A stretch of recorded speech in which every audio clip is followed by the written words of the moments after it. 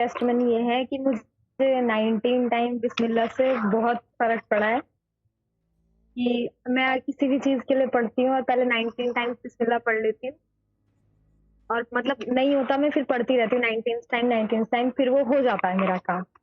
Good. उस दिन हम मेरी मम्मी के यहाँ पे गए हुए थे तो हमारी स्कूटी में पेट्रोल भी खत्म होने वाला था और जाम लग रहा था बहुत। तो मेरे हस्बैंड बोले कि पेट्रोल खत्म होने वाला है, अगर हम रुक गए तो धक्का मारना पड़ेगा और मेरे तीनों बच्चे भी साथ में थे। तो मैंने कहा नहीं होगा बस चलते रहो, तुम चलते रहो कुछ नहीं होगा। मैं मन-मन में 19 टाइम्स बिस्मिल्लाह पढ़ रही थी कि हमारा रास्ता खाली हो जाए और हम घर पहुँच जाएँ किसी तरह। और पता नहीं वो जा कहाँ गायब हुआ कि हम अपने घर आ गए और हमारी स्कूटी भी बंद नहीं हुई और जाम भी खुला हो गया।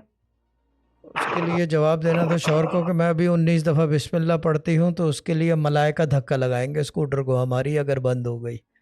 ये भी एक बयान होता है इसकी, जी। हेडिंग की ये डाल दे।